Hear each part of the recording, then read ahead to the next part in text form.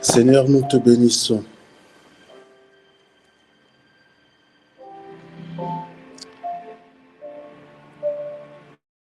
Et nous te rendons grâce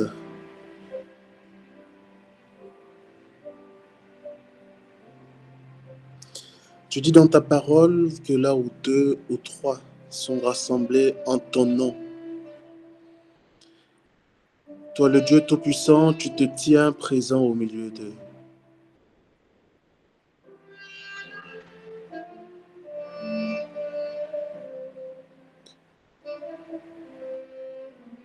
Et ta présence au milieu de nous est manifeste.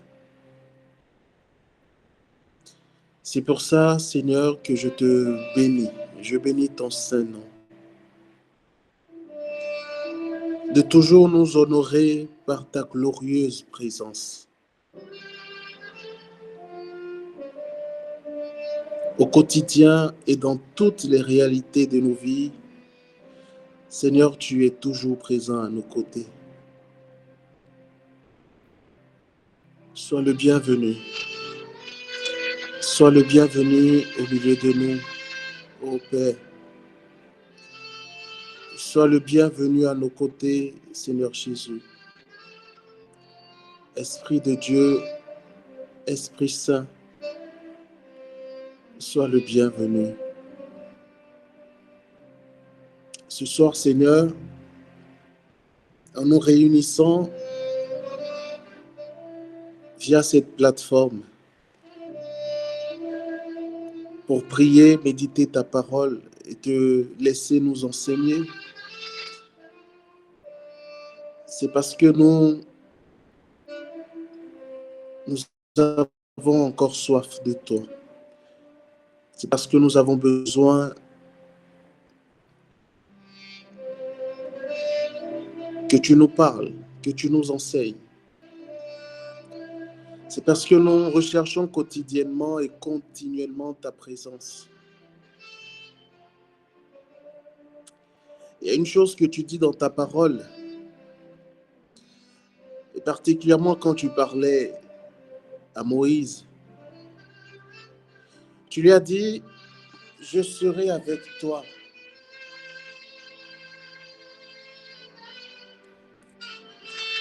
Et quand tu montais au ciel, Jésus, tu as dit à tes disciples, je ne vous laisserai pas orphelins.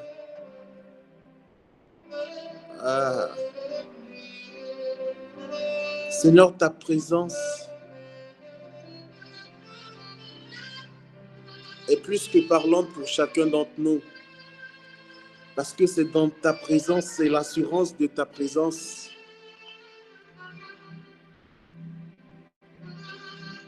que nous demeurons davantage dans la confiance en toi, parce que nous te savons présent à nos côtés. Nous te savons présent à nos côtés. Ce soir, je te sais présent à mes côtés. Et je veux davantage prendre conscience de cette vérité. Et je t'invite à prendre davantage conscience de cette vérité. Qu'à tes côtés en ce moment précis, en cet instant, Dieu est à tes côtés.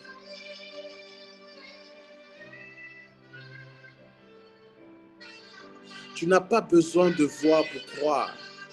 Tu n'as pas besoin de forcément le sentir pour croire. Mais tu as juste besoin de croire sans avoir vu. Parce que sa parole est vérité. Et Dieu n'est pas un homme pour mentir.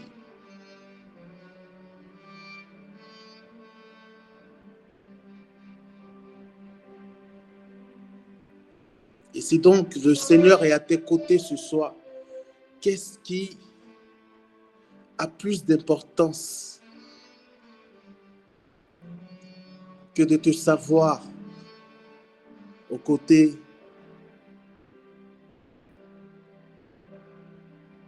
de ton Dieu, de ton Seigneur, de ton Sauveur?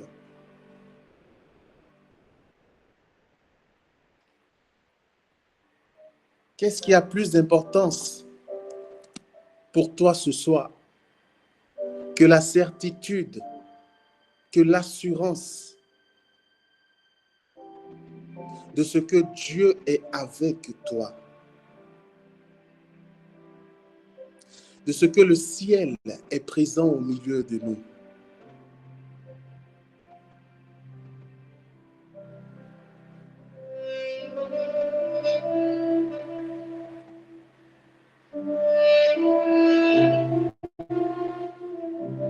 Sois salué, Sainte Trinité, un seul Dieu. Oh, ce soir, nous t'adorons encore. Oui, tu es digne de louange. Tu es digne de louange. Tu es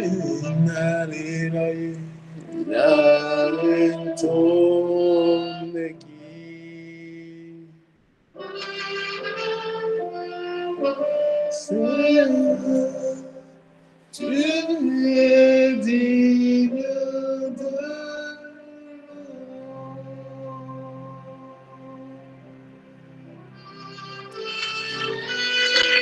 Nous t'adorons simplement, Seigneur.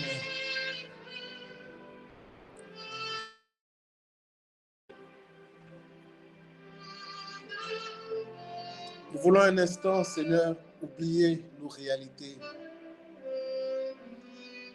et nous tourner vers toi qui est à nos côtés.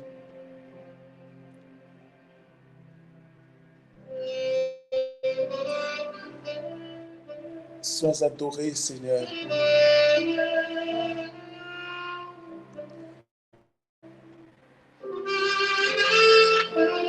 Nous chérissons ta présence à nos côtés, Seigneur, dans chacune de nos vies.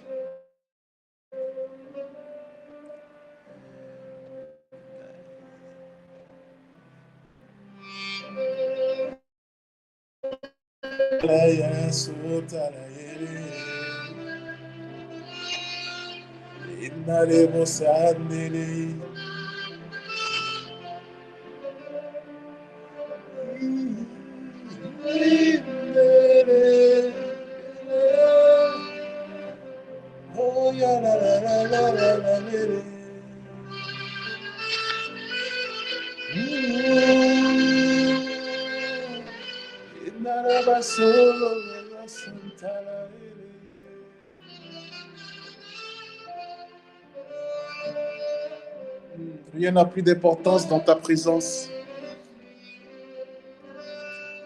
Plus rien n'a plus d'importance quand tu es là, Seigneur.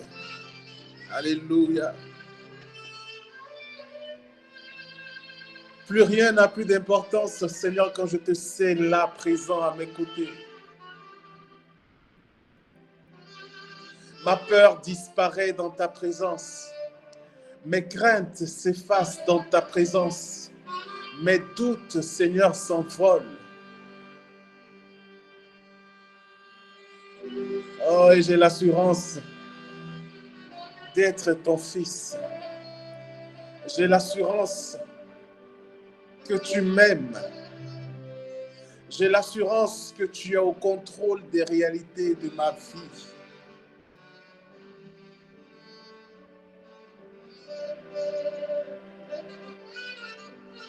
Et oui, bien-aimé, Dieu est au contrôle des réalités de ta vie. Rien ne lui échappe et rien ne peut lui échapper.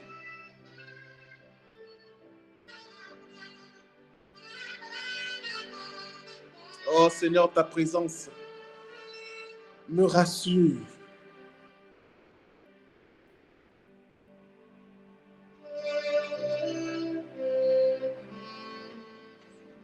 Et ce soir, je veux te dire, à l'entame de ce temps, Seigneur, à quel point je t'aime, à quel point je t'adore, à quel point je suis reconnaissant de t'appartenir, à quel point je suis reconnaissant que tu sois à mes côtés ce soir. Parce que je sais que toi, le Dieu créateur, fera toutes choses nouvelles encore dans ma vie, dans la vie de chacun d'entre nous. Et c'est pour ça, Seigneur, que je bénis ton saint nom. Oui, Saint-Esprit, je t'invite à prendre le contrôle de ce temps afin que tu puisses, dans ta souveraineté, nous conduire dans la vérité tout entière et nous donner ce soir de clore en beauté ce tridome sur la Sainte Trinité.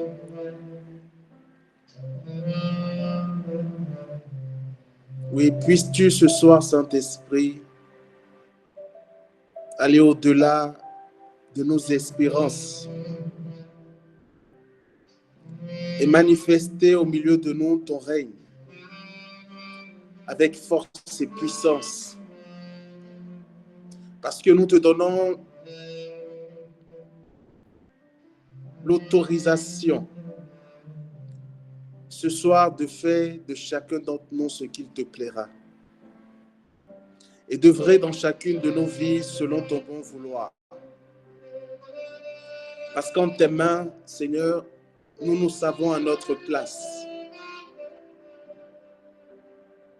Toi qui crées toutes choses, tu sauras quoi créer et recréer dans nos vies si nous nous abandonnons à toi. Et ce soir, Seigneur, nous nous abandonnons encore à toi.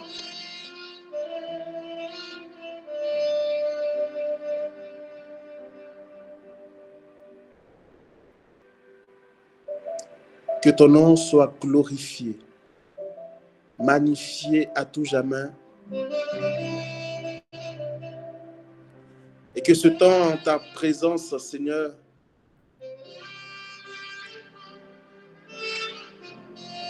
te soit totalement consacré pour ta plus grande gloire et pour notre salut. Dans le nom de Jésus-Christ de Nazareth. Amen. Alors, bien-aimés, bonsoir à vous.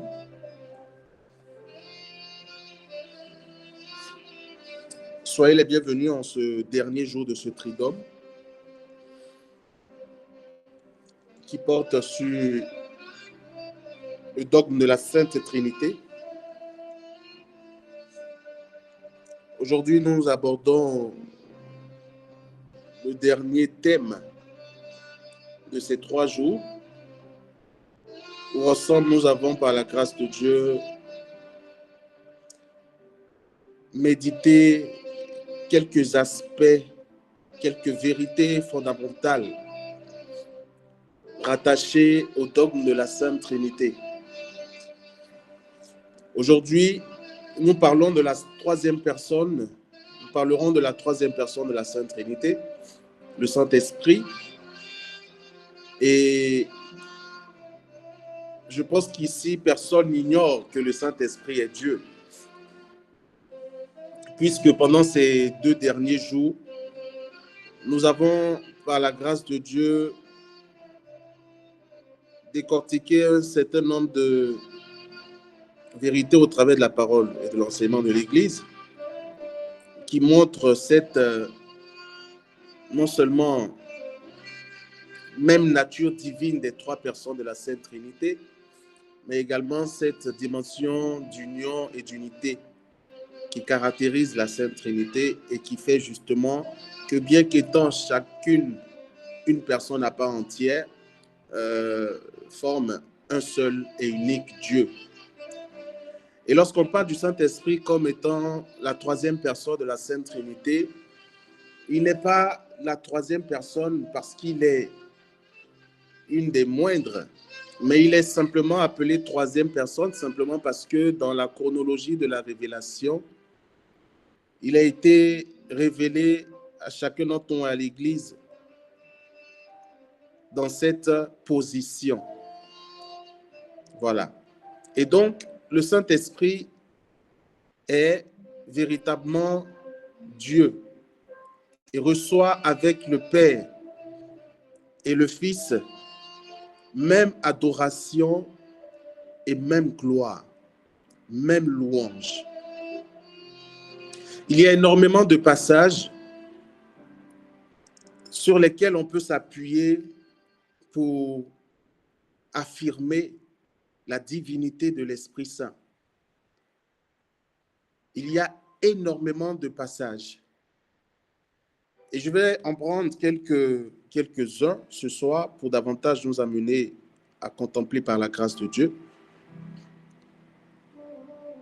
cette vérité fondamentale de la foi. Lorsqu'on parle de Dieu, donc, comme je le disais pendant ces 2 derniers jours, en réalité, on parle de Dieu dans ces 3 dimensions trinitaires, Père, Fils et Esprit Saint. Et l'Esprit Saint est l'Esprit de Dieu. Et l'Esprit de Dieu est Dieu. Pour la simple et unique raison que l'Esprit de Dieu ne peut pas être dissocié de Dieu, car l'esprit d'un homme ou l'esprit d'une personne ne peut pas être dissocié de cette personne. L'esprit d'une personne est égal à la personne, comme la voix d'une personne ou comme la parole d'une personne est égale à cette personne. Hier, j'ai pris l'exemple, j'ai cité le passage du baptême de Jésus qui a été un moment où Dieu va témoigner et attester de la divinité de son Fils. Lorsque le ciel s'ouvrira et que l'Esprit Saint descendra sous la forme corporelle d'une colombe sur le Christ. Et une voix se fera entendre en disant « Celui-ci est mon Fils bien-aimé en qui j'ai mis toute ma faveur. » Mais lorsque le ciel s'ouvre, le Saint-Esprit descend sous la forme corporelle d'une colombe sur le Christ et la voix qui parle, donc la voix de Dieu, le Père, qui s'adresse au peuple, atteste que celui-ci est mon Fils. En fait, il y a, j'ai envie de dire, non seulement l'image du Saint-Esprit qui descend sur le Fils, mais il y a en même temps la parole du Père qui comme traduit ou interprète le sens de la descente du Saint-Esprit sur le Fils. Parce que s'il n'y avait pas eu la voix du Père qui parlait, je pense qu'on n'aurait peut-être pas bien compris et cerné le sens de l'Esprit Saint qui est descendu sur le Fils. Mais en même temps qu'il y a cette image de l'Esprit Saint qui descend sur le Christ, en même temps, Dieu parle en disant « Celui-ci est mon Fils bien-aimé en qui j'ai mis toute ma faveur » pour attester par cette parole que le Saint-Esprit qui descend sur lui n'est que la résultante de son identité divine et de cette filiation paternelle. Celui-ci est mon Fils. Et parce qu'il est mon Fils, sur lui repose mon esprit. Alléluia. Parce qu'il est mon Fils, sur lui repose mon esprit. Et lorsque nous savons que dans l'ancienne alliance, l'Esprit de Dieu n'était pas donné et ne pouvait pas encore être donné au peuple parce que le peuple était encore dans le péché et pas assez pur pour recevoir le Saint-Esprit. Le Saint-Esprit était donné ponctuellement aux serviteurs que Dieu se choisissait, rois, prêtres ou prophètes. Et était donné que ponctuellement. Parce que l'Esprit de Dieu est saint. L'Esprit de Dieu est 3 fois saint. Mais qui est 3 fois saint si ce n'est Dieu lui-même?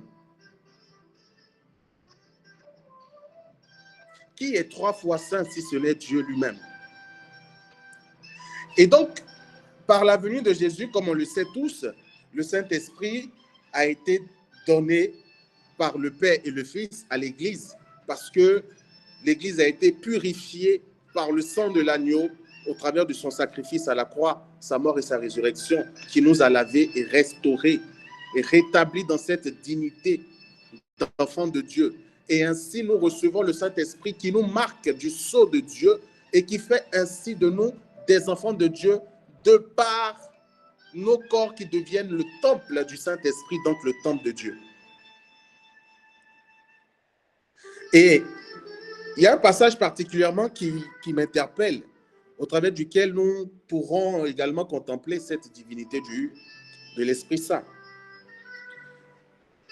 qui est dans le livre de Marc, au chapitre 3, à partir du verset 28 jusqu'au verset 29, et que je vais lire rapidement. Marc, chapitre 3, verset 28 à 29. En vérité, je vous le dis, tout sera remis aux enfants des hommes, les péchés et les blasphèmes, tant qu'ils en auront proféré. Mais quiconque aura blasphémé contre l'Esprit Saint n'aura jamais de rémission. Il est coupable d'une faute éternelle. C'est qu'il disait, il est possédé d'un esprit impur. Et quand je lis la définition du mot blasphème, qui veut dire parole qui outrage la divinité, la religion ou le sacré. Et ici, on est bien dans un contexte où on ne parle pas d'abord, on ne parle pas d'une religion, on parle de la divinité. Et Jésus dit du Saint-Esprit que celui qui blasphème contre le Saint-Esprit n'aura pas de pardon. Celui-là, en réalité, est possédé. Mais cela montre l'importance, cela montre le caractère sacré, le caractère divin, pour ne pas dire la nature divine du Saint-Esprit. Ce passage est suffisant. Comme je le disais, il y en a plein sur lesquels on peut s'appuyer pour démontrer la divinité de l'Esprit Saint. Mais ce passage, en lui seul, est suffisant pour démontrer la divinité de l'Esprit Saint. Jésus dit, tout blasphème des enfants, tout blasphème sera remis aux enfants des hommes. Les péchés, les blasphèmes, tant qu'ils en auront proféré. Mais particulièrement, le blasphème contre le Saint-Esprit, ça, c'est un blasphème assez grave. Et ce péché ne sera pas remis à la personne. Mais c'est fort de sens. Je ne sais pas si vous le voyez, du moins de la façon dont je le vois. Mais c'est fort de sens simplement parce que Jésus montre le caractère, comme je le disais, vraiment sacré de l'Esprit Saint. La dimension divine, le côté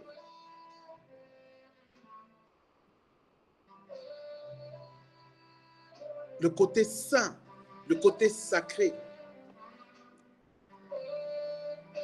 Ainsi donc, bien-aimé, le Saint-Esprit, dans sa nature divine, en tant que personne à part entière, est donc Dieu.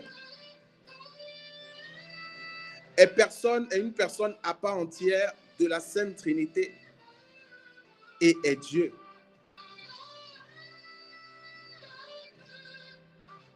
Et voyons que dans cette parole du Christ, on va remarquer non seulement ce témoignage également que Jésus lui-même rend de l'Esprit Saint. Comme je le disais ces 2 derniers jours, c'est que les 3 personnes de la Sainte Trinité, chacune de ces personnes témoigne de l'autre. Et quand l'un parle de l'autre, c'est toujours dans une dimension de témoignage et de glorification. Quand Jésus dit donc que le blasphème contre le Saint-Esprit est grave et un blasphème qui n'est pas pardonné, mais Jésus est en train de témoigner ainsi de l'importance du Saint-Esprit. Il est en train de témoigner du caractère sacré du Saint-Esprit. Ah oui, le Saint-Esprit est sacré. Le Saint-Esprit est précieux. Et on voit à quel point pour le Fils également, il lui rend ce témoignage dans cette dimension sacrée et divine de la personne du Saint-Esprit. Et rappelons-nous, lorsque Jésus, il y a une parole qui avait été annoncée dans l'Ancien Testament par les prophètes de l'Ancien Testament, particulièrement parlant du zèle qui allait dévorer le cœur du Messie. Et effectivement, quand Jésus démarre son ministère, il se retrouve au temple où il voit le temple qui est totalement assiégé par des commerçants et transformé en un centre commercial. Effectivement, le zèle pour la maison de son Père dévore son cœur et Jésus se met dans une sainte colère à chasser les vendeurs, à renverser les étalages par-ci et par-là et à dire aux uns aux autres que la maison de mon Père n'est pas un lieu de commerce. Mais quand il arrive devant l'étalage d'un monsieur ou d'une personne qui vendait des colombes, il n'a pas renversé l'étalage, il n'a pas agi de la même façon qu'il agissait en chassant les autres commerçants, mais il s'est particulièrement adressé à cet homme ou à cette personne. Pourquoi? Mais c'est très clair. Parce que simplement, ce que cette personne vendait, des colombes toutes blanches, font référence à la façon dont le Saint-Esprit a été révélé à l'Église, puisqu'il a été révélé à l'Église sous la forme corporelle d'une colombe toute blanche. Alléluia. Donc Amen. Ici en fait, Jésus, dans sa sainte colère, traite partamment cette personne qui vendait les colombes à cause de la représentation ou de la signification des colombes ou de la colombe qui fait référence au Saint-Esprit. Matthieu 21, versets 12 à 13. Je peux nous le lire rapidement. Matthieu 21, versets 12 à 13. Je lis la parole de Dieu. Puis Jésus entra dans le temple et chassa tous les vendeurs et acheteurs qui s'y trouvaient. Il culbuta les tables des changeurs, aussi que les sièges des marchands de colombes. Et il leur dit, ma maison sera appelée une maison de prière.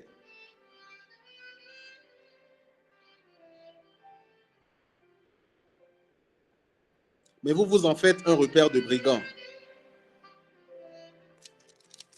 Ma maison sera appelée une maison de prière. Je lis ce que l'évangéliste Marc nous dit également de ce passage au chapitre 11 de Marc. Marc chapitre 11, verset 11 également. Un détail qui m'intéresse à ce niveau.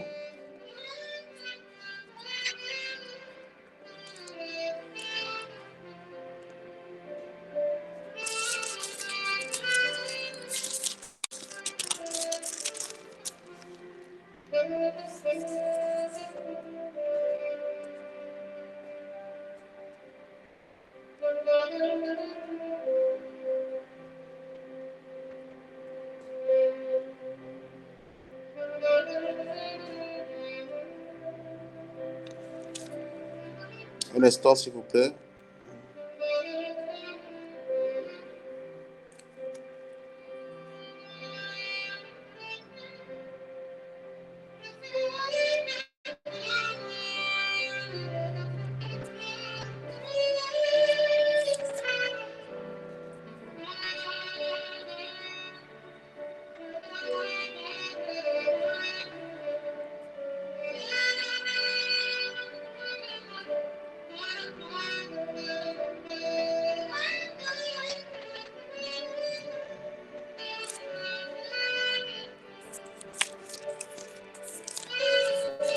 Je vais revenir sur le passage. Voilà, donc, Jésus, comme je le disais, montre ici très clairement son côté, j'ai envie de dire, l'importance du Saint-Esprit dans la vie du croyant. Et celui qu'est le Saint-Esprit dans la vie du croyant. Jésus n'a pas manqué de témoigner. Lorsque Jésus lui-même va dire, par exemple, annoncer aux disciples la venue du Saint-Esprit, il leur dira, avant sa montée au ciel, vous recevrez une force, celle du Saint-Esprit, qui descendra sur vous et vous serez alors mes témoins.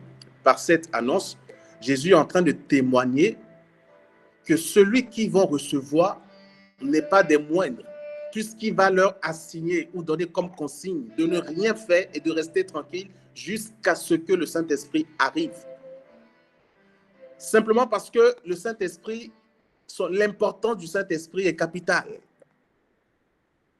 L'importance du Saint-Esprit est capitale. Il dit, vous allez recevoir une force, celle du Saint-Esprit. Mais la force que nous recevons, que nous avons reçue par l'avènement du Saint-Esprit, n'est pas la force d'un homme. La force que nous avons reçue de par l'avènement du Saint-Esprit ou de par le Saint-Esprit n'est pas la force d'une personne quelconque. Il s'agit bien ici de la force de Dieu, de la force divine.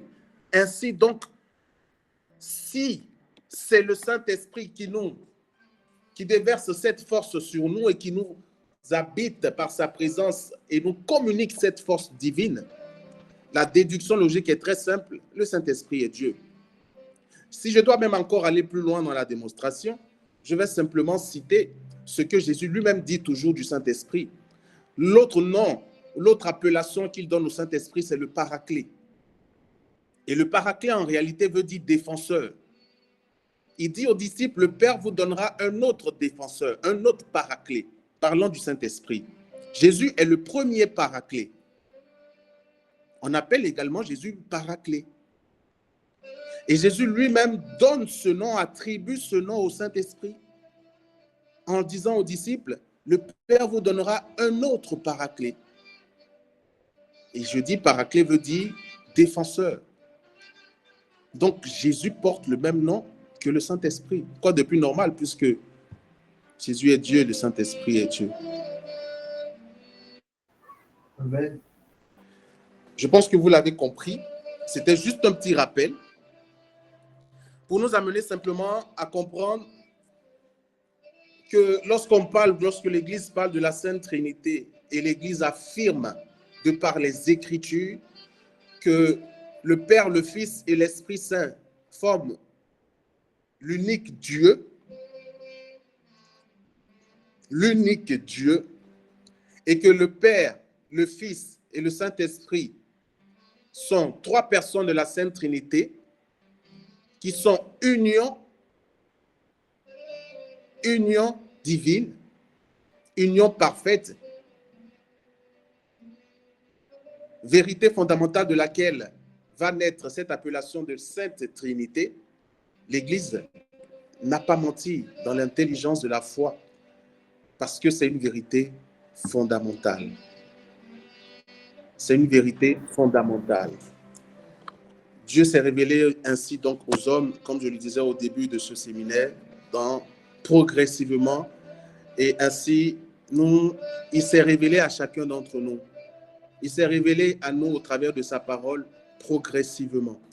Lorsque vous faites la rencontre d'une personne, vous ne pouvez pas tout savoir de cette personne le jour où vous l'avez rencontrée. Quand tu fais la rencontre de quelqu'un une première fois, la première information peut-être que tu auras de cette personne, que tu connaîtras de cette personne, c'est son nom et son titre, ou peut-être ce qu'elle fait ou qui elle est. Mais c'est à force de la fréquenter que tu en apprendras davantage d'elle. Ainsi, Dieu, quand il s'est révélé à nous, il s'est révélé également à nous progressivement et nous a amenés dans cette progression un peu plus en profondeur de la révélation de qui il est. Et il ne s'est pas arrêté simplement à se révéler à nous, mais il nous a amenés au cœur de sa vie, au cœur de son identité, au cœur de sa divinité et partage ainsi avec nous sa divinité et sa vie pour nous faire changer de statut et d'identité afin que nous nous établissions en ce Dieu qui est saint, en ce Dieu qui est puissant, en ce Dieu qui est sacré, en ce Dieu qui est glorieux et que nous partagions la richesse, la plénitude de la richesse de Dieu. Amen. Ce mystère bien-aimé est le mystère justement par lequel nous comprenons également la dimension de l'unité, comme je le disais pendant ces 2 jours, l'unité parfaite qu'il y a entre le Père, le Fils et le Saint-Esprit, une unité qui ne dit pas son nom. C'est pour ça que lorsque nous voyons lorsque nous écoutons, nous faisons attention aux paroles de consécration que prononce le prêtre lors de la célébration de l'Eucharistie, il dit quelque part pendant la consécration, fais en sorte qu'en ayant part à ton corps et à ton sang, nous soyons unis par le même esprit. Parce que le Saint-Esprit est l'esprit d'unité. Amen. Le Saint-Esprit est l'esprit d'union. Il s'unit à nous. Et en s'unissant à nous, il nous unit à Dieu. De sorte à ce que nous soyons unis à Dieu, trinitaire, en un seul corps. C'est un mystère, mais il est beau. Il est tellement beau parce que ça nous montre que Dieu veut que nous soyons unis à lui. Et j'aime souvent dire que lorsque tu es uni à Dieu dans cette union parfaite, mais bien aimé, réfléchissons un peu à cette vérité. Mais qu'est-ce qui davantage pourrait encore t'inquiéter? Parce que quand tu t'unis à Dieu dans cette union parfaite, ce n'est plus toi qui vis, mais c'est Dieu qui vit au travers de toi. Ce n'est plus toi qui parles, mais c'est Dieu qui parle au travers de toi. Ce n'est plus toi qui agis, c'est Dieu qui agit au travers de toi. Tes réflexions ne sont même plus tes réflexions, elles sont des réflexions mues par le Saint-Esprit. En fait, toute ta vie est devenue une vie qui est mue par le Saint-Esprit. Et dans cette dimension, dans cette réalité, bien aimé, les conséquences sont extraordinaires pour celui-là qui s'établit dans cette dimension. Et ça, c'est ce que Dieu veut pour nous. Et le mystère de cette union, bien aimé, c'est un mystère que peut-être qui peut nous dépasser, mais comme je le dis, puisse Dieu nous ouvrir l'intelligence pour que nous puissions comprendre. Mais regardons comment le Seigneur s'unit d'une certaine façon au pain, pour que le pain devienne corps du Christ. Parce que pour que le pain devienne corps et sang du Christ pendant la consécration, pendant la Sainte Messe, il y a absolument nécessité qu'il y ait une union entre le pain et le corps du Christ. Union parfaite, de sorte à ce que la substance même du pain disparaisse pour que celui qui demeure soit Dieu. Je ne sais pas si vous comprenez. Dans cette union, Dieu s'unit à la matière du pain. Mais quand il s'unit à la matière du pain naturellement, le pain étant qu'un élément basique de la création, dans cette union, il y a une matière qui va disparaître. Et ça ne sera jamais le surnaturel, ça ne sera jamais Dieu. Du coup, le pain va perdre toute sa substance en épousant parfaitement Dieu. Et Dieu épouse parfaitement ce pain qui disparaît et finalement, le pain devient corps et sang du Christ. C'est un mystère. Il y a union parfaite ici.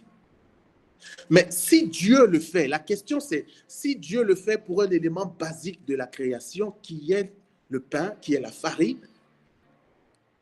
si Dieu le fait pour un élément basique, pour que nous puissions consommer son corps et boire son sang, mais combien plus le veut-il pour nous, cette union parfaite et qui existe entre la Sainte Trinité. Amen.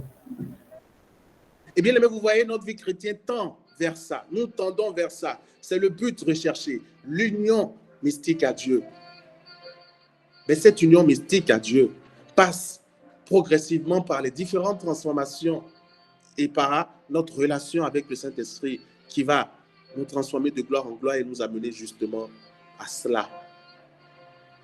Et c'est l'Esprit de Dieu qui le fait. Quand je prends ce que le Christ dit du Saint-Esprit, quand il parle du Saint-Esprit, il y a toujours cette dimension de témoignage, comme je le disais. Il dit, lorsque le Saint-Esprit viendra, l'Esprit de vérité, il vous conduira dans la vérité tout entière. Il appelle le Saint-Esprit Esprit de vérité pour dire en fait que lui, il n'est que dans la vérité. Alléluia. Mais quand tu dis de quelqu'un que lui, il ne sait pas mentir ou qu'il ne ment jamais, mais tu es en train de témoigner de cette personne. Quand Jésus appelle le Saint-Esprit Esprit de vérité, mais il est en train de marquer, ou plutôt de nommer le Saint-Esprit comme étant l'Esprit de vérité. Mais qui est la vérité si ce n'est Dieu? Jésus l'a dit, je suis le chemin, la vérité et la vie. Donc encore une fois, le Saint-Esprit partage une même appellation que le Fils. Parce que justement, il est Dieu. Il vous conduira dans la vérité tout entière. Il ajoute, il ne parlera pas de lui-même, mais ce qu'il vous dira sera ce qu'il aurait entendu de moi. Donc, en fait, Jésus est en train de dire simplement en un mot, il va juste témoigner de moi. Parce que si le Saint-Esprit nous dit ce qu'il a entendu du Fils, cela veut dire simplement qu'il est en train de témoigner du Fils. C'est la même chose que les disciples ont fait. Lorsqu'ils nous racontent ce qu'ils ont vécu avec le Fils, c'est la même chose que nous faisons lorsque nous témoignons de ce que Dieu a fait dans nos vies. Nous disons ce que nous avons vu et entendu ou vécu avec le Seigneur. C'est ça le témoignage. Amen. Donc Jésus est en train d'attester ici par cette parole que le Saint-Esprit témoignera de lui. Le Saint-Esprit témoigne de Jésus. Le Saint-Esprit est un témoin de Jésus. Amen. C'est pour ça qu'il ne peut pas habiter quelqu'un sans que cette personne, sauf si cette personne ne veut pas. Et c'est pour ça que je ne comprends pas les chrétiens qui n'aiment pas témoigner. Parce qu'en temps normal, si l'esprit de vérité, si le témoin du Christ, qu'est le Saint-Esprit justement, et qui témoigne de Jésus, habite en nous, nous devons être habités davantage par ce désir de témoigner de ce même Jésus dont il témoigne en nous et par nous. Amen. Et donc l'Esprit Saint étant donc également témoin du Christ, témoigne donc de Jésus. C'est un témoignage que Jésus rend à l'Esprit. C'est un témoignage que Jésus rend à l'Esprit. Lorsqu'il parle également de la puissance du Saint-Esprit, vous allez recevoir une puissance, celle du Saint-Esprit, mais il témoigne également de la puissance de Dieu. Il témoigne de la puissance de Dieu. Une puissance qui est créatrice, une puissance qui régénère, une puissance qui donne la vie, une puissance qui parfait toute œuvre de Dieu. Dans les différentes paroles du Fils rattachées au Saint-Esprit, lorsqu'il parle du Saint-Esprit, il y a toujours une dimension de témoignage, une dimension où il glorifie le Saint-Esprit, où il montre la dimension sacrée du Saint-Esprit, comme ce que je citais au début.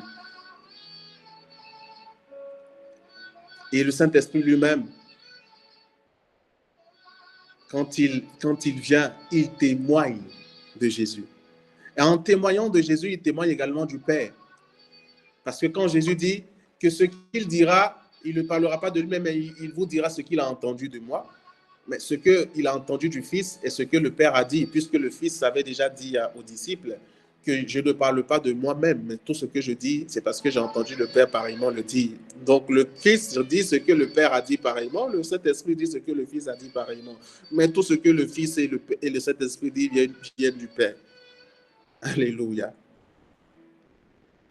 Et cette unité, bien aimée, je le dis encore une fois, pour moi, c'est d'une beauté extraordinaire. Parce qu'on voit ici, dans ce don de soi, comment chaque personne de la Sainte Trinité se donne à l'autre dans ce don total de soi. Et il n'y a pas possibilité que les trois personnes de la Sainte Trinité soient dissociées. C'est pour ça que lorsque le Saint-Esprit est descendu sur le Fils le jour de son baptême, hein, Jean, lorsqu'il témoigne, précise que celui qui m'a parlé m'a dit, celui sur qui tu verras le Saint-Esprit descendre et demeurer. Mais dans la précision demeurer, on comprend très clairement ici que cette notion ou cette précision montre que le Saint-Esprit fait corps avec le Fils et fait une personne avec le Fils. Et quand le Saint-Esprit vient habiter en nous, qu'est-ce qu'il vient faire également? Il vient également, comme le dit Saint Paul, attester à notre esprit que nous sommes enfants de Dieu. Donc, il vient témoigner au-dedans de nous que nous appartenons à Dieu, que nous sommes enfants de Dieu, que nous sommes inscrits dans cette relation filiale de père à fils ou de père à fille, relation paternelle. Il atteste à notre esprit, il nous donne la conviction que nous sommes enfants de Dieu. Et en nous donnant la conviction que nous sommes enfants de Dieu, de par le fait qu'il habite en nous, tel que nous l'avons reçu du Père et du Fils, en réalité, le Saint-Esprit ne fait que, par cette union, par le fait qu'il vive en nous, par le fait que nous sommes le temple du Saint-Esprit, nous faire entrer également dans cette dimension d'union. En réalité, l'union mystique a dû commencer le jour de notre baptême. C'est le jour de notre baptême que notre union mystique a dû commencer.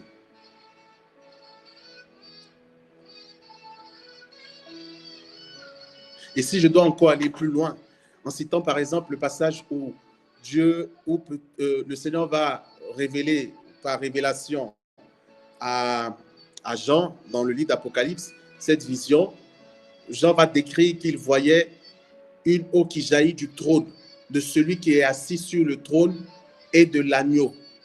Cette eau qui symbolise et qui représente le Saint-Esprit, Jean indique la source de provenance du Saint-Esprit. Celui qui siège sur le trône, c'est-à-dire le Père, et de l'agneau qui est assis à sa droite, le Fils. Donc le Saint-Esprit provient du Père et du Fils. Et est déversé Amen. sur l'Église par le Fils, parce que c'est le Fils qui a reçu du Père l'Esprit et qui, ayant accompli l'œuvre de la croix parfaitement pour nous, nous a rendus dignes de recevoir également l'Esprit qui est l'Esprit de Dieu. Mais je ne sais pas, hein, il y a quelque chose qui m'anime, hein, il y a un sentiment qui m'anime là tout de suite. C'est davantage une prise de conscience de celui qui vit en nous. Et je parle du Saint-Esprit. C'est une prise de conscience de celui qui vit en nous. Parce que celui qui vit en nous, qui est le Saint-Esprit et qui est Dieu, tel que nous le connaissons et tel que nous apprenons par la grâce de Dieu à le connaître davantage, tel que Jésus témoigne de lui, tel que Jésus lui-même a vécu avec lui. Mais est-ce que nous comprenons que nous avons le cadeau par excellence? Est-ce que nous comprenons que nous avons la grâce par excellence? Est-ce que nous comprenons que celui qui vit en nous, il n'y a pas plus grande grâce que le don de l'Esprit de Dieu, qui fait de nous son temple, sa demeure pour toujours. Parce que ce même esprit-là, beaucoup ont désiré le recevoir, ils ne l'ont pas reçu. Par exemple, dans l'Ancien Testament. Et même ceux qui ont eu la grâce de l'expérimenter, ne l'ont expérimenté que ponctuellement. Parce que le peuple n'était pas digne à cause du péché dans lequel on était. Dans lequel nous sommes encore, mais dont le prix a été payé par Jésus aujourd'hui. Au point où cela soit possible de recevoir le Saint-Esprit.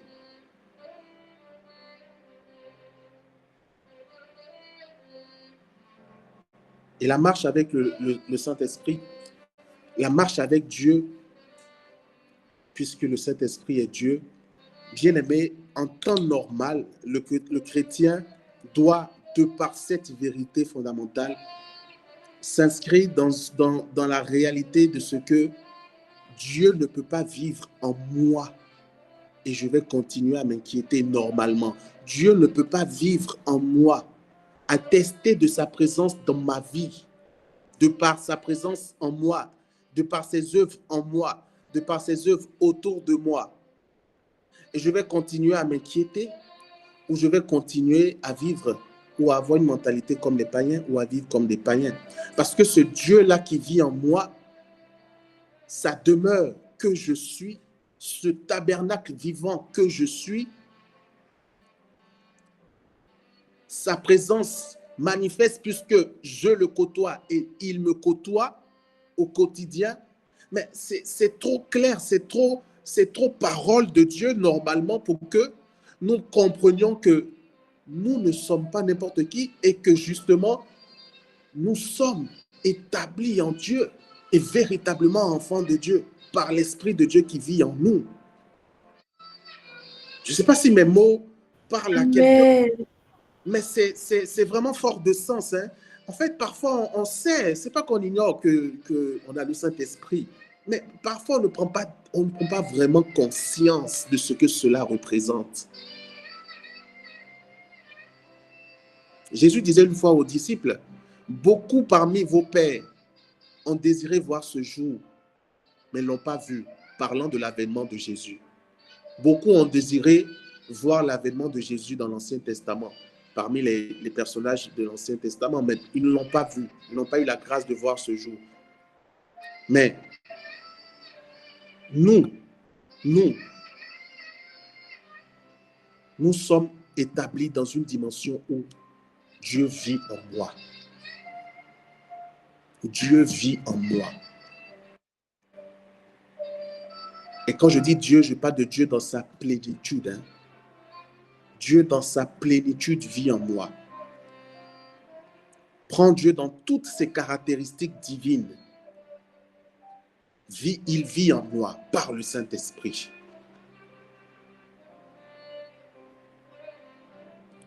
Il vit en moi par le Saint-Esprit.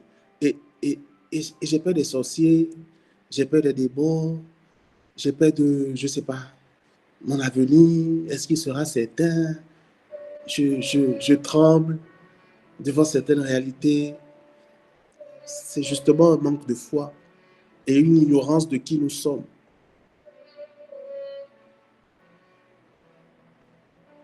Mais que le Seigneur vraiment transforme notre intelligence. Parce que la personne qui, par la grâce de Dieu, rentre dans l'intelligence de ces réalités, bien aimé, sa vie va basculer définitivement dans une autre dimension. Sa vie va basculer, je dis, dans une autre dimension. C'est même pas que Dieu va faire quelque chose pour que sa vie bascule. Dieu a déjà fait. Mais c'est lui, en prenant conscience, qui s'établit dans cette vérité. Ça change la donne. Ça change la façon de réfléchir et d'agir, de penser. Le Seigneur le dit, vous connaîtrez la vérité vous rendra libre. Nous n'avons pas reçu une personne ordinaire. Nous avons reçu le Saint-Esprit qui est Dieu.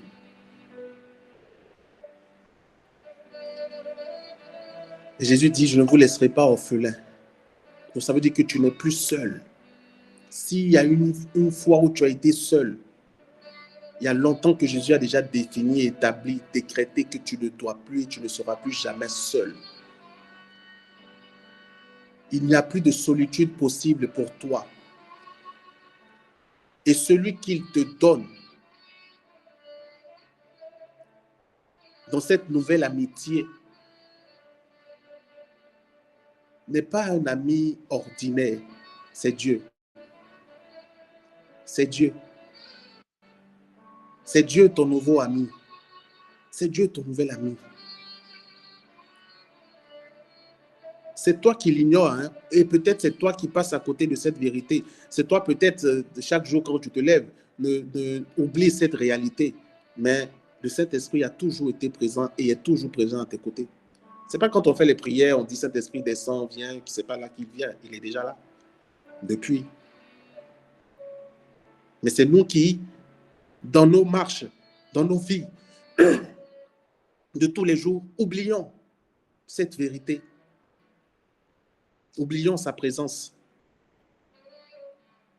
C'est un peu comme si tu es immensement riche, ton compte est rempli de milliards, mais il t'arrive d'oublier que tu as l'argent et puis tu vis comme un misérable. C'est bizarre, hein? Et parfois, c'est ce qui nous arrive. Parfois, c'est ce qui nous arrive. Et très souvent, nous oublions de quelle richesse Dieu nous a gratifiés. Il nous a gratifiés de la richesse de sa personne, de sa divinité. La richesse, ce n'est pas ce que tu as comme bien matériel. La richesse, c'est qui tu as. C'est Dieu la richesse. Et comment pouvons-nous avoir Dieu qui s'unit à nous par ce mystère? Et nous sommes comme des païens. Et nous manquons de foi comme des païens. Et nous nous inquiétons comme des païens.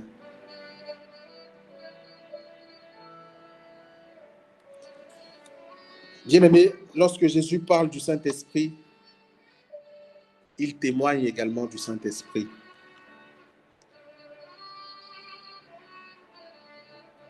Quand Dieu parle également du Saint-Esprit, il témoigne du Saint-Esprit. Et vous savez, il y a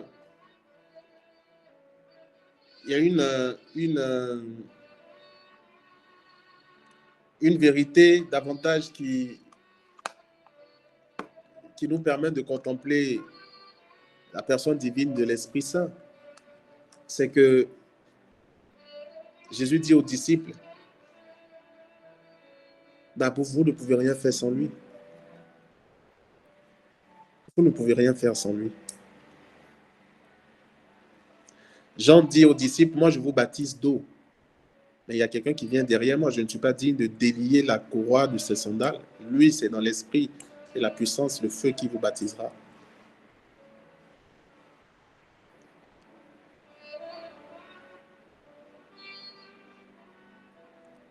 Le don de l'esprit est le don par excellence. Et je finis avec ça. C'est dans cette même dimension d'unité entre le Père, le Fils et le Saint-Esprit, unité parfaite,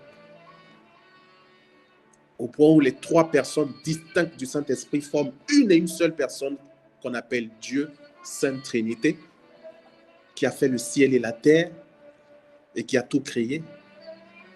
C'est de cette même façon que la Sainte Trinité nous établit, pas veut, mais nous établit dans cette union parfaite avec lui.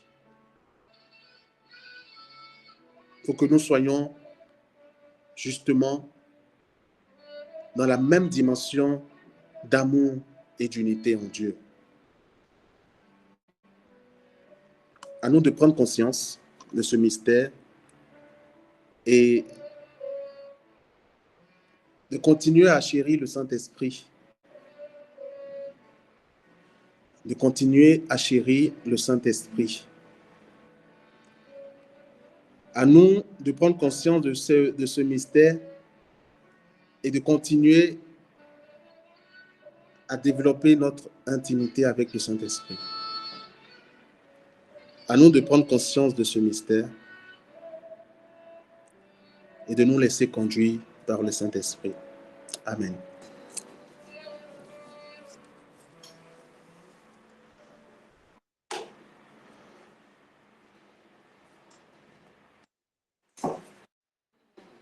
Alléluia. Merci Seigneur.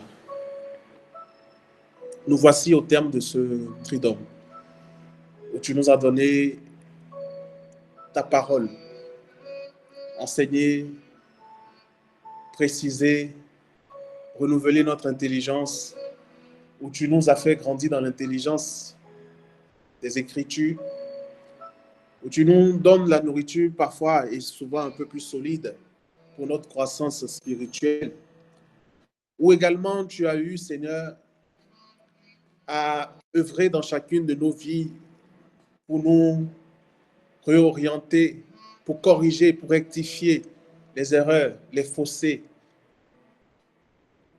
de notre marche à ta suite à cause des nombreuses réalités qui nous maintiennent en arrière ou tirent vers le bas.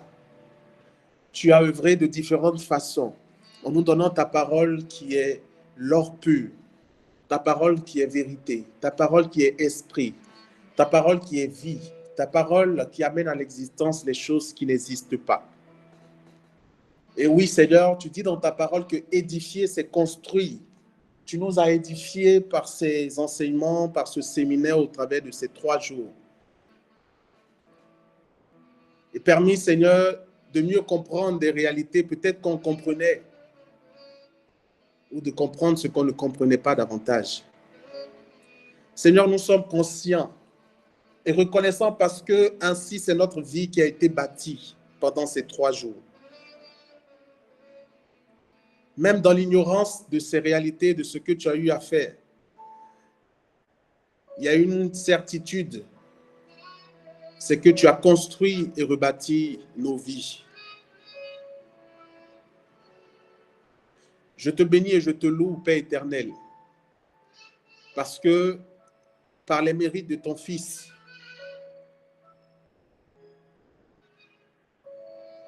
et de ton Esprit Saint, tu as fait de nous non seulement ta part, mais tes enfants. Aujourd'hui, c'est comme des enfants que nous nous adressons à toi. C'est comme des fils et des filles que nous nous adressons à toi, avec reconnaissance et action de grâce. Parce que, Seigneur, tes œuvres dans nos vies sont belles et grandes. Comme le dit la Vierge Marie dans son Magnificat. Oui, tes œuvres sont belles et grandes.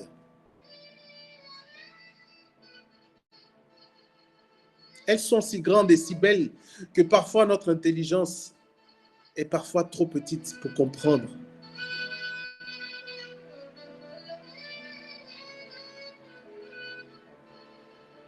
Mais comme des enfants qui ne comprennent pas toujours tout, ce soir encore, nous voulons te laisser nous aimer.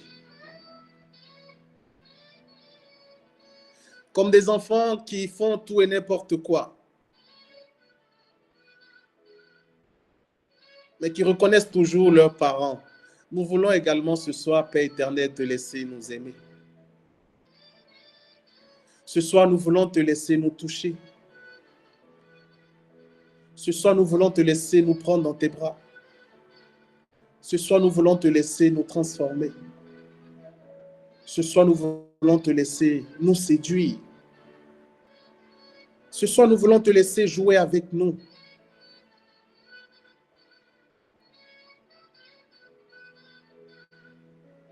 Ce soir, nous voulons te laisser nous chanter.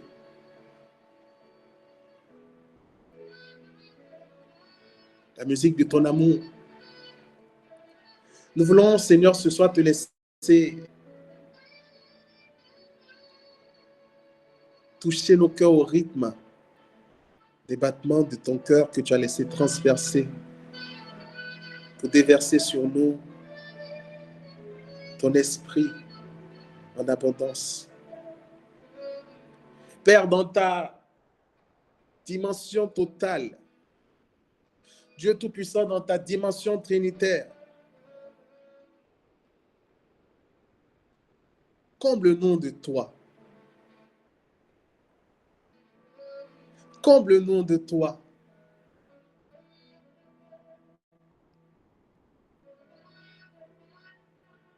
Oh, plus jamais nous ne serons seuls, Seigneur.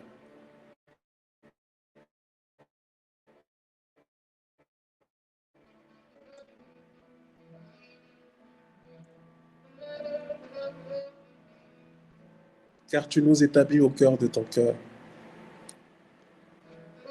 Kela bashande rebosoto kinta rebosa. Kindara basoto shirebo santa kirebo yababababaso. Kinde kete sandara yasoto robosha.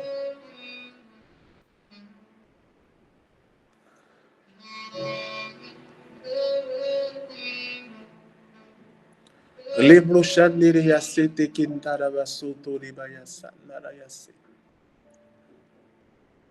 Rakate rebosoto to shante reboso.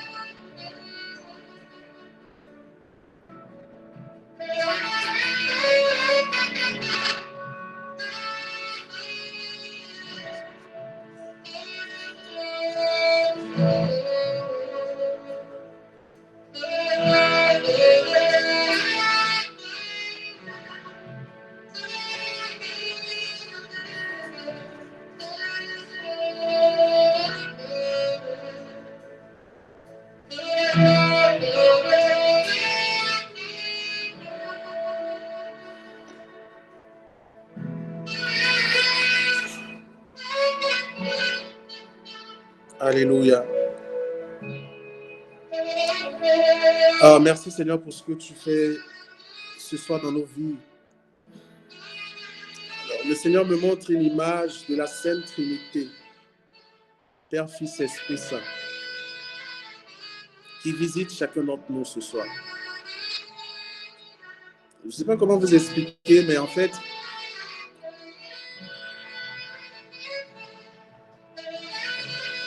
Dieu te visite. Le Père, le Fils et l'Esprit Saint te visitent. Il visite ta maison, il visite ta vie. Il visite ton cœur.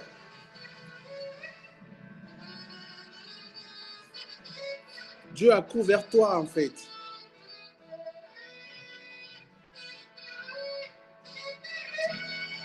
Et le Saint-Esprit me dit, maintenant, c'est une œuvre particulière qu'il est en train d'accomplir ce soir. Il dit qu'il est en train de rebâtir les ruines de plusieurs vies. Alléluia. Il est en train de rebâtir les ruines de plusieurs vies.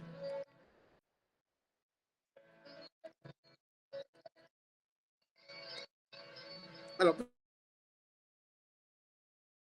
peut-être que je te donne une définition de ce qu'on appelle les ruines. Ce sont les débris d'un édifice ancien ou écroulé. Ou dans un autre sens, c'est comme une personne dégradée par l'âge ou la maladie. Les ruines, en réalité, ce sont les restes d'un chaos. Ce sont les restes d'un désordre. En fait, c'est tout ce qui peut avoir comme débris après le passage d'un chaos. Et chacun d'entre nous, nous avons à des niveaux donnés de nos vies, dans des dimensions ou réalités de nos vies, des vies qui ressemblent à des ruines. Parce qu'il y a eu des chaos, il y a eu un désordre, il y a eu des destructions.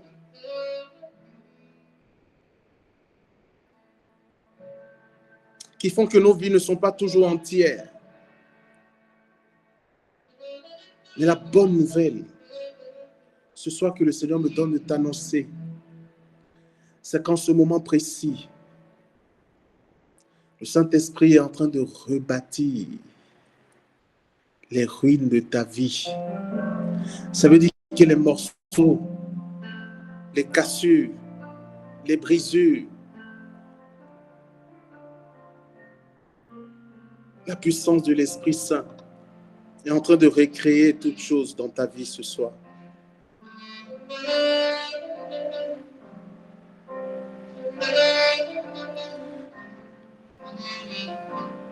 Alléluia, Saint-Esprit. La chaîne d'arrivation.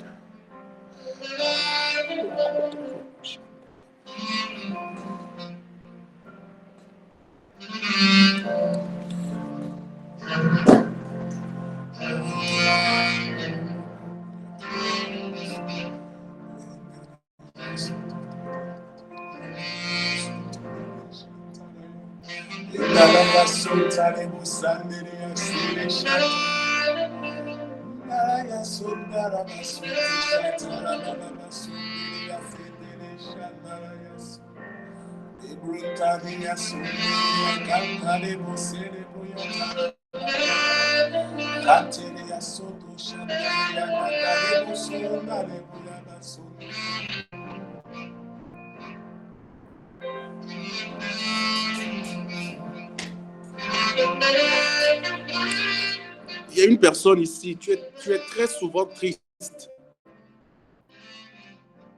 Je ne sais pas qui c'est. Est-ce que tu peux lever la main?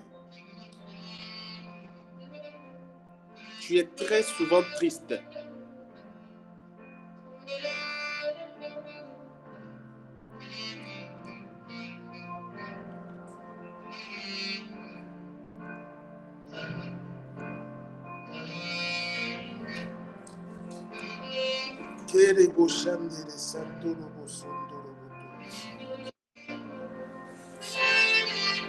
Marie, je ne sais pas pourquoi tu es très souvent triste.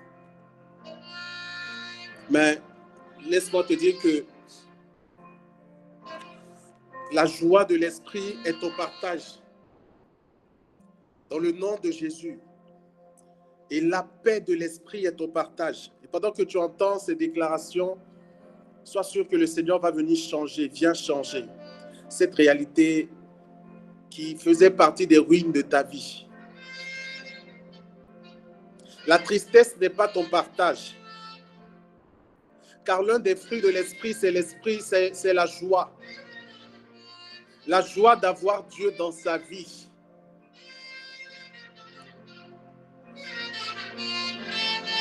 La joie d'avoir Dieu pour soi et à jamais.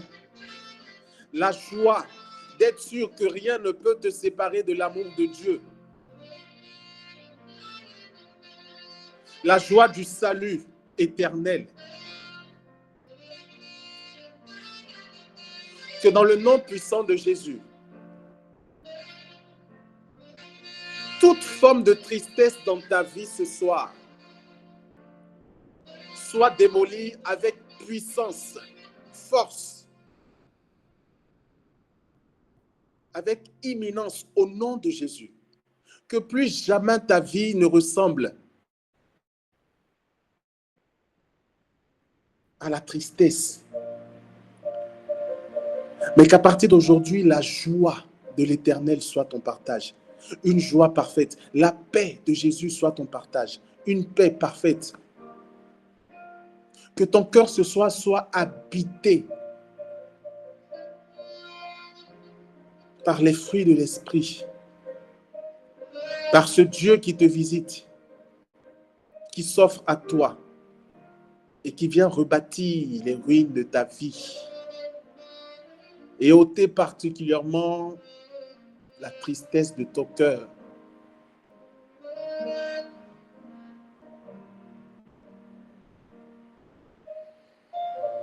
Et j'entends dans mon esprit joyeuse. J'ai envie de te dire que ton nouveau nom, c'est joyeuse. Parce que la joie de l'Éternel va t'inonder à temps et à contre-temps. Ce n'est pas toi qui vas le faire, c'est Dieu qui va le faire. C'est le Saint-Esprit qui va produire ça en toi. Alléluia. Lâchez les beaux sauts, les beaux chats.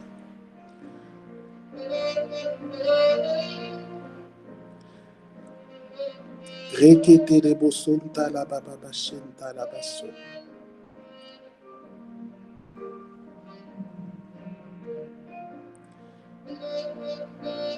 Prendere ya soto, chandere ya santa, kete les bobo, chandere ya soto.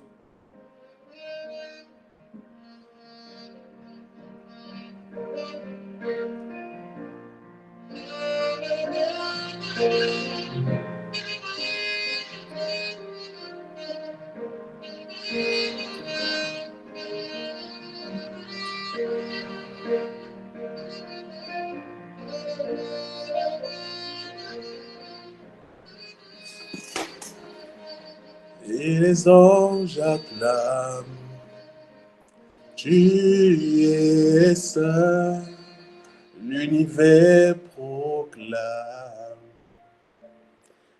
tu es saint.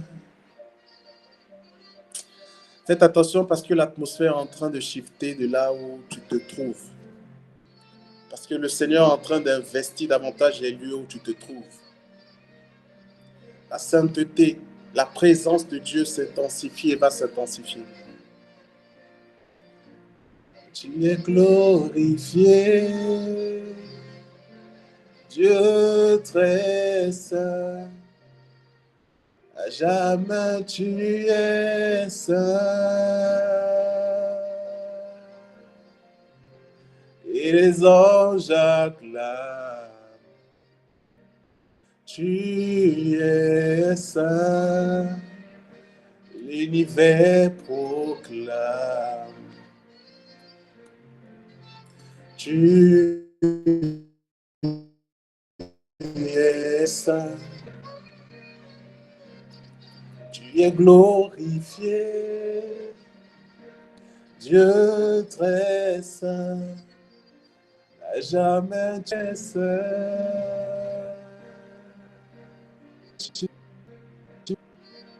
Tu es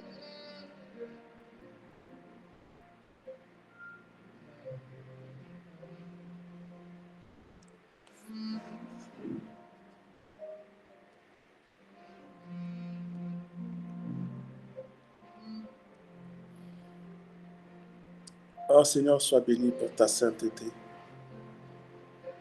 ta merveilleuse présence, pour cette atmosphère de gloire. Oh, sois béni Seigneur.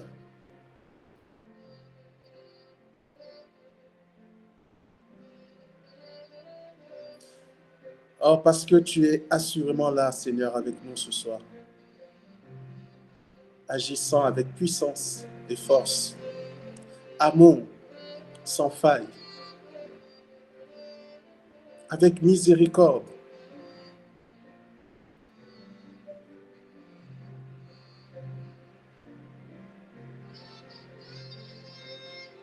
Le Seigneur brûle d'amour pour toi. Dieu brûle d'amour pour toi.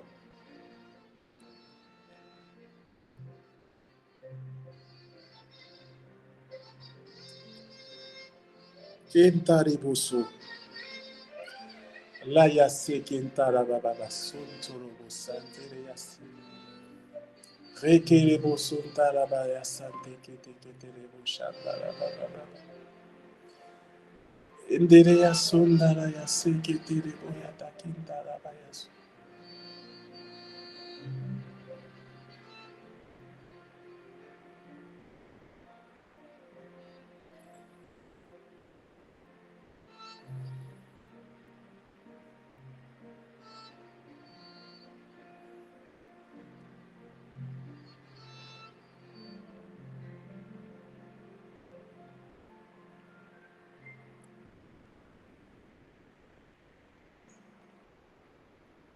Saint-Esprit de Dieu, nous voulons encore nous consacrer à toi, Sainte Trinité, un seul Dieu. Nous nous consacrons à toi, Sainte Trinité, un seul Dieu. Toi notre Père, toi notre Seigneur et notre Sauveur.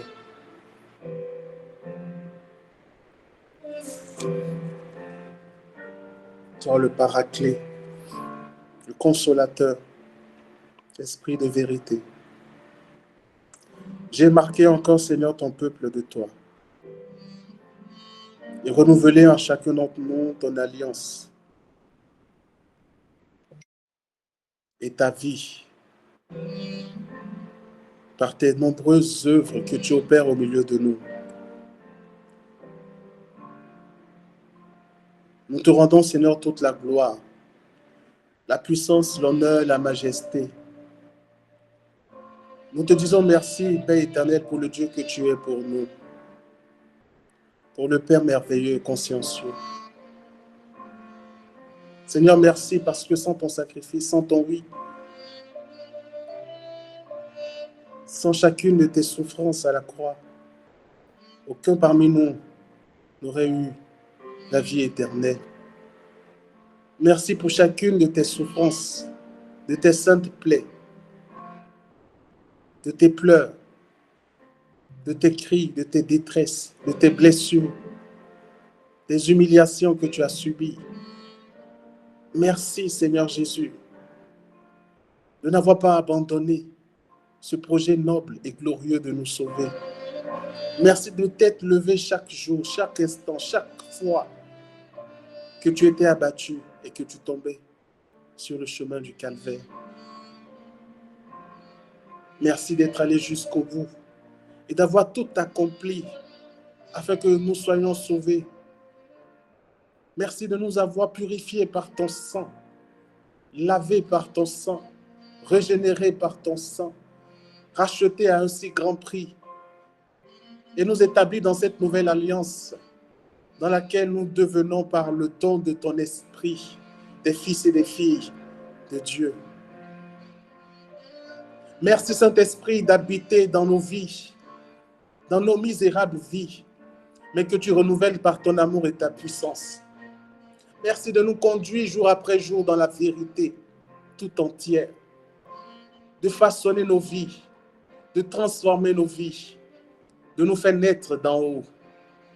Merci de nous porter par ta grâce, de nous revêtir de ta puissance. Merci d'opérer en nous tes œuvres multiples et nombreuses. Merci pour ta consolation lorsque nous sommes blessés, déchirés. Merci pour ta fortification lorsque nous perdons toute force et que nous sommes abattus. Merci parce que tu es l'essence de notre vie. Et je te prie ce soir, Saint-Esprit, d'enflammer encore nos vies afin de nous sortir de toute forme de tiédeur, de toute forme de limitation, de toute forme de paresse spirituelle, afin que nos vies, Seigneur, soient remplies de ton zèle et d'amour pour toi. Je prie pour tous les membres, Seigneur, de cet apostolat, que tu as bien voulu me donner et me confier, afin que chacune ou chacun des membres, de là où ils se trouvent, même ceux qui ne sont pas connectés, soient touchés par ta grâce, puisque ta main n'est jamais courte pour agir. Je te bénis pour cette semaine, pour ce tridome, pour ces 3 jours de grâce, pour ce week-end, Seigneur, de grâce, parce que ta grâce se renouvelle jour après jour dans nos vies. Et ta grâce est inépuisable dans nos vies. Je prie particulièrement, Seigneur, pour ces entrepreneurs qui, à partir de demain, vont exposer pendant ces 2 jours. Que la marque de ton esprit favorise, Seigneur, des ventes extraordinaires et rende possible, Seigneur, les choses impossibles. Je prie pour ton Église, pour ton peuple, afin que ceux qui ne te connaissent pas, Seigneur, puissent te rencontrer. Et que ceux qui sont déjà en toi soient davantage affermis. Je prie pour les pays en guerre, pour les pays en difficulté, pour les personnes qui souffrent, qui ont des maladies, qui ont des difficultés, les pères de famille, les mères de famille, les foyers divisés, les femmes stériles ou celles qui ont des enfants mais qui n'ont plus de mari, les veuves, les orphelins. Seigneur, pour toutes les souffrances dans le monde, que ta grâce, Seigneur, opère. Que ta grâce, Seigneur, opère et touche chacun. Chacune de nos réalités misérables. Renouvelle-nous, Seigneur, dans ton amour. Délivre-nous, guéris-nous, restaure-nous. Sauve-nous, Seigneur, de tout mal. Délivre-nous de tout mal. Restaure nos vies. Comble-nous, Seigneur. Arrache en nous ce qui n'est pas de toi et le péché. Et viens, Seigneur, faire de nos vies des vies rebâties par ton amour et ta puissance.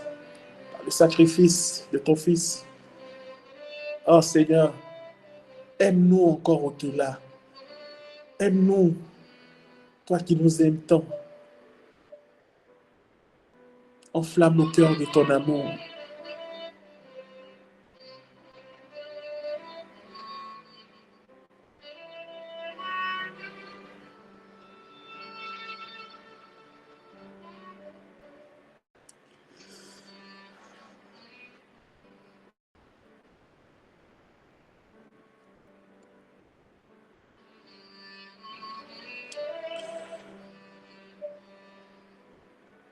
Seigneur, que toute la gloire te revienne.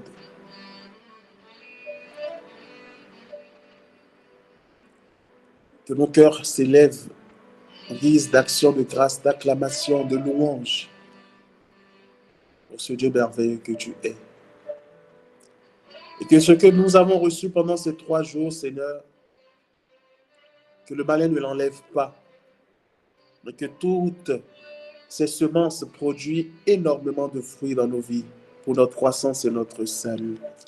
Dans le nom puissant et glorieux de Jésus-Christ de Nazareth. Amen.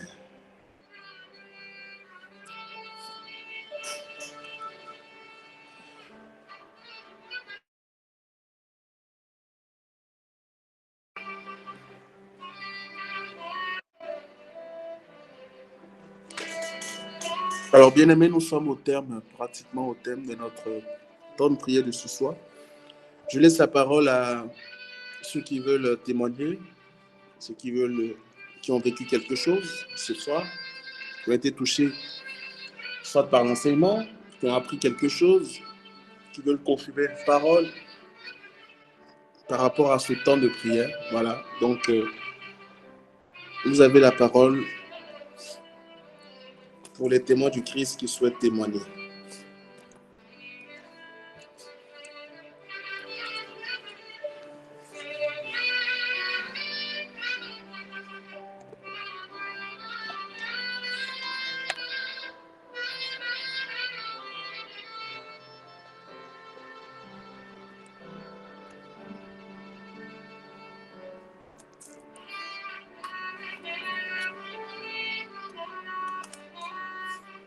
Et Marie, tu peux ouvrir ton micro, nous t'écoutons. Shalom à tous. Moi, je voulais rendre grâce à Dieu pour les 3 jours, pour le séminaire. On rend grâce à Dieu pour l'enseignement qu'on a eu sur la Trinité. Ça m'a permis de pouvoir vraiment donner la place de chacun dans cette Trinité-là. Je me suis rendu compte de la place de Dieu le Père, Dieu le Fils et l'Esprit Saint, et de ne pas continuer à considérer l'Esprit Saint comme une option dans notre vie chrétienne, mais comme vraiment l'essence de notre vie sur la terre. Donc, je voulais rendre grâce à Dieu pour les enseignements et puis pour l'amour que Dieu a relâché dans nos cœurs durant ces 3 jours. Amen. Merci beaucoup. On rend grâce à Dieu pour ce qu'il a rendu possible. Merci pour ton témoignage. Je te bénisse infiniment. Est-ce qu'il y a quelqu'un d'autre?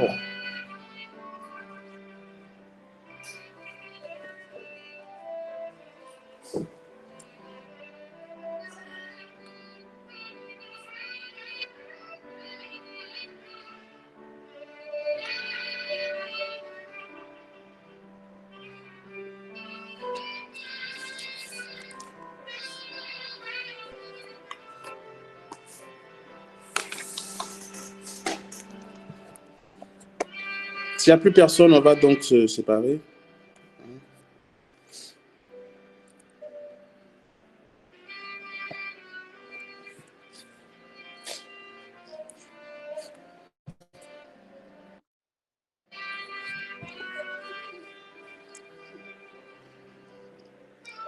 Oui, Kelly, vas-y, celui qui veut parler ou son micro, simplement. Salam à tous, j'espère que vous allez bien. Je voulais rendre grâce à Dieu pour ce séminaire auquel je n'ai pas pu participer pendant les premiers jours, mais aujourd'hui j'ai pu, malgré mes occupations, j'ai essayé de suivre avec les personnes avec qui j'étais. En tout cas, je rends grâce à Dieu pour ça. J'ai pu mettre mes occupations de côté pour pouvoir venir à son rendez-vous et je lui dis merci. Je voulais aussi lui rendre grâce, comme je vous avais dit la fois dernière lorsque j'ai témoigné, il m'a ouvert les portes de plusieurs opportunités et aujourd'hui, officiellement, j'ai eu mon premier partenariat avec mon école et je vais lui rendre grâce pour ça. Je voulais aussi dire merci au Seigneur pour tous ses bienfaits parce que en ce moment, je traverse une période de trouble. Je suis un peu troublée parce que ils ont avancé ma période de soutenance et je n'étais pas encore préparée à ça. Donc, je, je voulais lui rendre grâce parce que je sais que toute chose concourt à mon bien, comme Alain avait témoigné au début, toute chose concourt à mon bien. Et je sais que je vais en ressortir la tête haute. Voilà. Amen, amen, amen. Voilà, donc tu as déjà tout compris. Donc c'est parfait. Merci pour tes témoignages. Dieu te bénisse infiniment.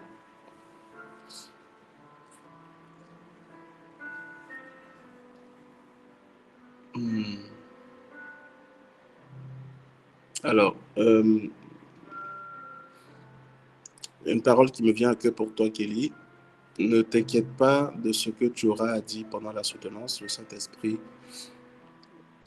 t'orientera par rapport à ce que tu dois dire. Voilà. Même si ce sont des choses que tu as oubliées, il saura te les rappeler. Amen. Merci bien sûr. Est-ce qu'il y a quelqu'un d'autre qui souhaite rendre grâce à Dieu?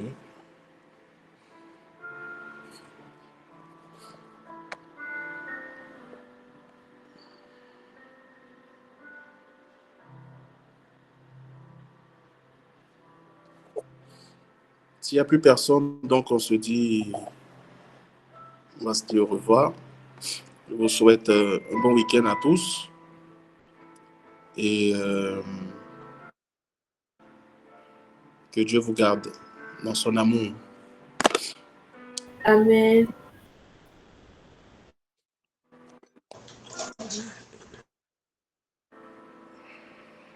Amen.